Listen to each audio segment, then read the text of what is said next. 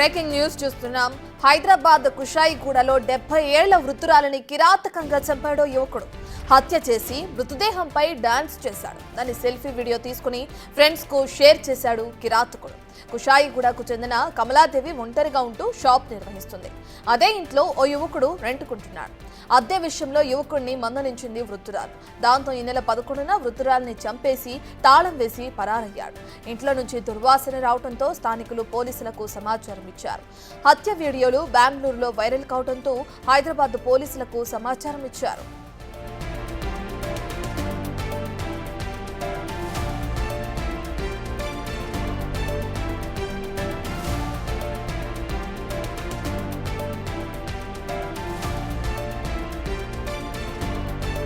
Details అందించడానికి మా ప్రతినిధి సుజాత లైవ్ లో జాయిన్ అవుతున్నారు.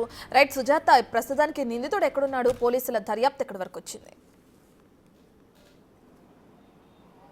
కుషాయిగూడ పోలీస్ స్టేషన్ పరిధిలో దారుణం చోటు చేసుకుంది. గత 2 రోజుల క్రితము కిందే రెంటుకుంటున్నటువంటి ఒక వ్యక్తి వృద్ధురాలిని చంపి అత్యంత కిరాతకంగా తన మీద డాన్స్ చేసినటువంటి వీడియో సోషల్ మీడియాలో వైరల్ అవుతుంది. ప్రస్తుతం చూడొచ్చు, అదే ఇంటి వద్ద ఉన్నాము. పైన ఆ మహిళ 70 సంవత్సరాల వృద్ధురాలు ఉంటుంది, కింద రెంట్కిచ్చారు. ఈ మొత్తం కూడా Balaji software electronic paints and శానిటరీకి సంబంధించినటువంటి షాప్స్.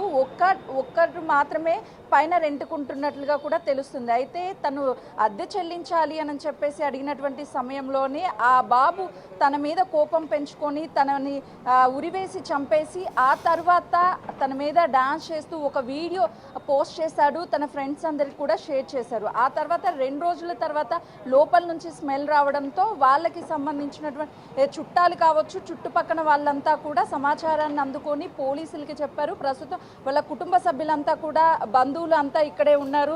తను ఒక్కటే ఇక్కడ ఇంట్లో ఉంటుంది. అయితే ఎవరు లేనటువంటి సమయంలోనే కుట్రపూరితంగానే ఇదంతా చేశారని చెప్తున్నారు. వాళ్ళతో మాట్లాడించే ప్రయత్నం చేద్దాము. ఎప్పుడు జరిగిందండి? फ्राइडे। ఏం జరిగింది అసలు? हिंदी में बोलो, हिंदी में बोलो। बोल हिंदी बोलिए। हाँ, क्या बोलना बोलो, आप सवाल करो, प्रश्न करो ना। शुक्रवार के दिन रात को 10 बजे मर्डर हुआ उनका, 10 और 12 के बीच में, और संडे को रात को मालूम पड़ा, तब तक बॉडी अंदर ही था। శుక్రవారం రోజు జరిగింది అని చెప్తున్నారు. ఈ కింద ఉన్నటువంటి రెంట్ ఎవరైతే ఉంటారో వాళ్ళే చేసి ఉండొచ్చా అనే అనుమానాలు కూడా వ్యక్తమవుతున్నాయి. ప్రస్తుతం చూడొచ్చు, వాళ్ళ ఇంటి వద్దనే బంధువులంతా కూడా ఉన్నారు. గత కొన్ని నెలల క్రితమే వీళ్ళంతా కూడా ఇక్కడికి వచ్చారు అని చెప్తున్నారు. వాళ్ళు వచ్చి 8 నెలలు మాత్రమే అవుతుంది రెంట్కి అని చెప్పేసి కూడా చెప్తున్నారు. అయితే ఈ ఇంట్లో ఉన్నటువంటి ఆ వృద్ధురాలి మీద కక్షపూరితంగా ఇదంతా చేశారు అని ఆరోపిస్తున్నారు. మరికొంతమంది ఉన్నారు, వాళ్ళతో కూడా. అసలు ఏం జరిగింది? ఏం జరిగింది? ఎప్పుడు తెలిసింది మీకు? అది మాకు సండే రోజు జరుగుతుంది, కానీ ఏం జరిగింది అది మాకు తెలియదు, చూడలేదు. అంటే ఎవరి మీద అనుమానం ఉందా మీకు? మనకేమి లేదమ్మా. ఒక్కరే ఉంటారా ఆవిడ? ఒకటే ఉన్నాడు. అంటే కింద ఉన్నటువంటి రెంట్ కూడా పే చేయలేదు, వాళ్ళే చేసి ఉంటారని అనుమానం కూడా మనకేం తెలియదు. అంటే ప్రస్తుతానికి అసలు ఏం జరిగింది ఏంటి అనేది మాకేం తెలియదు అని చెప్పి వాళ్ళ కుటుంబ సభ్యులు చెప్తున్నారు. పోలీసులు కూడా కేసుని దర్యాప్తు చేస్తున్నారు. అసలు ఏం జరిగిందో ఏంటో అని సీన్ రీకన్స్ట్రక్షన్ కూడా చేస్తున్నారు. క్లూస్ టీమ్ కూడా చేరుకొని వివరాలను సేకరిస్తుంది. 2 ఫ్లోర్లు ఉన్నటువంటి ఈ బిల్డింగ్లో కిందంతా కూడా 4 షట్టర్లను రెంట్కి ఇచ్చారు.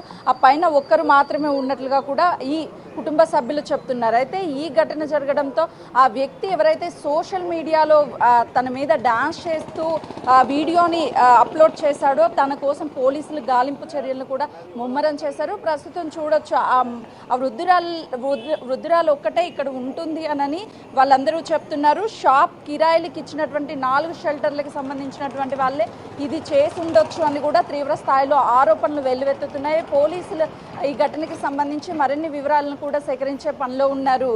సతాస్, సుజాత, ఆ షాప్స్ 4 అయితే ఉన్నాయో వాటికి సంబంధించి విచారణ చేస్తున్నారు. వాళ్ళని అదుపులోకి తీసుకున్నారా? ప్రస్తుతం నిందితుడి గురించిన డీటెయిల్స్ ఏమైనా తెలిసినాయా? అంటే తన కుటుంబ సభ్యులు కానీ అతను ఎక్కడ వర్క్ చేస్తున్నాడు ఏంటి అనే డీటెయిల్స్ ఏమైనా తెలిసినాయా పోలీసుల విచారణలో భాగంగా?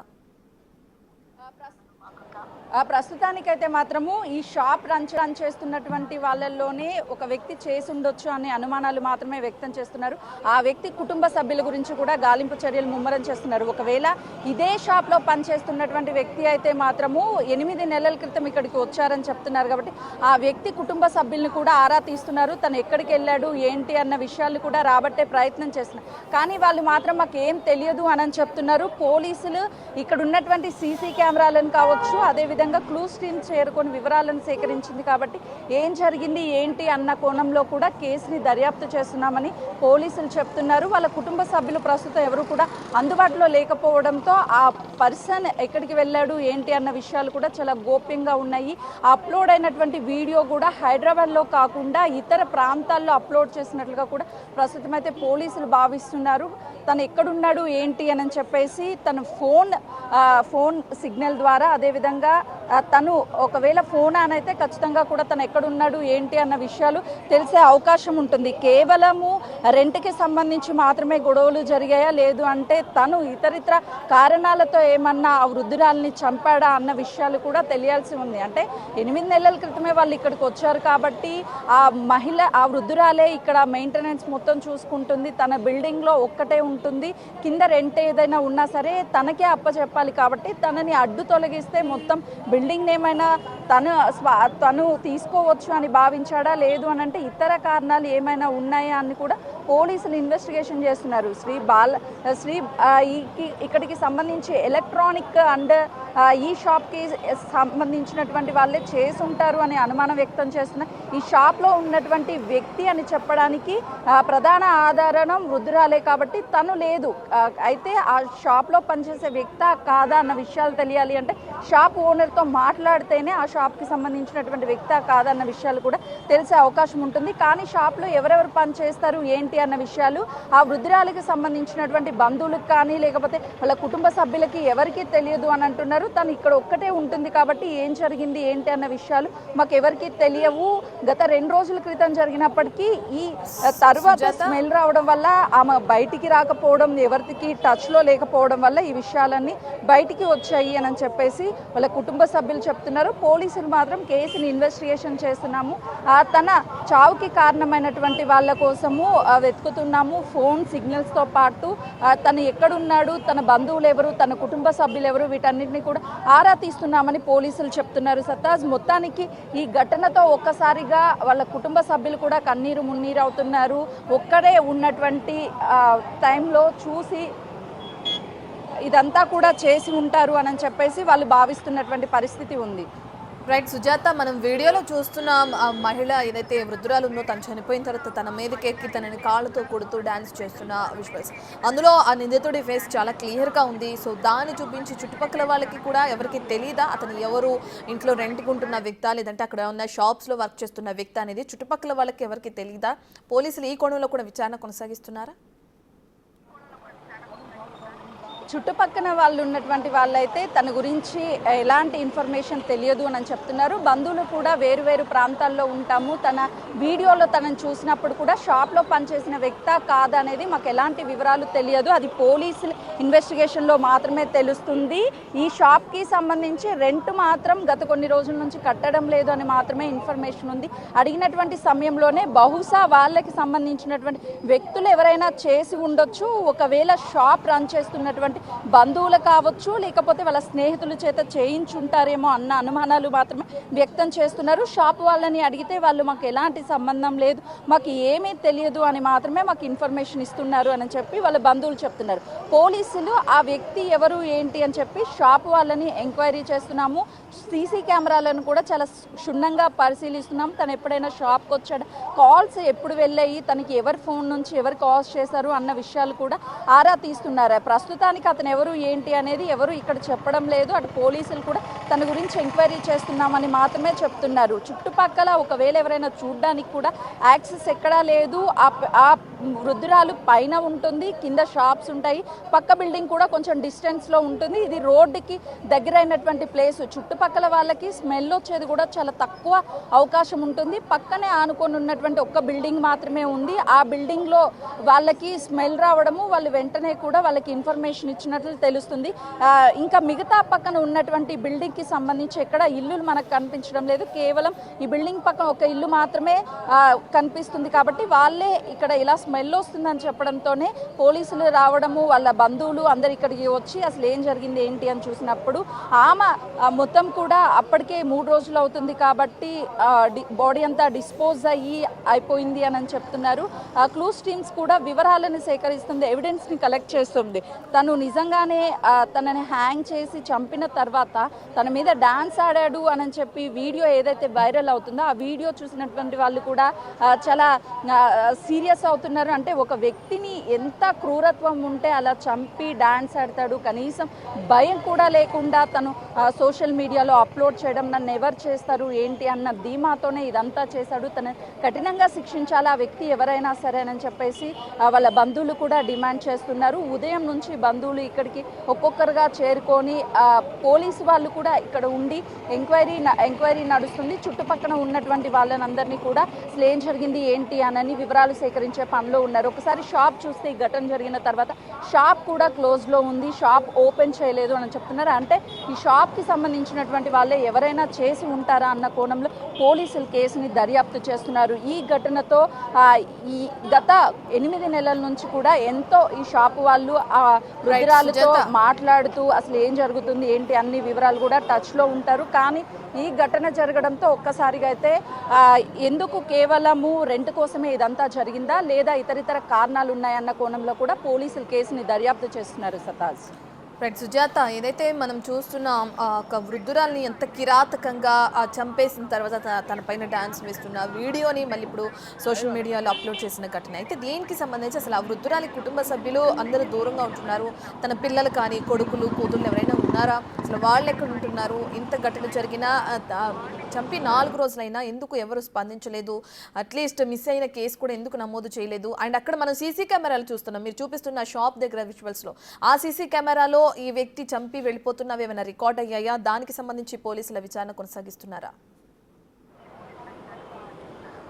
సతాజ్, ఆ వృద్ధురాలి కోసం వాళ్ళ బంధువులు అందరూ కూడా ఇక్కడికి చేరుకున్నారు. సీసీ కెమెరాలని పోలీసులు చూస్తున్నారు. ఒకవైపు సీసీ కెమెరా ఫుటేజ్ని కూడా రికవరీ చేసుకున్నారు.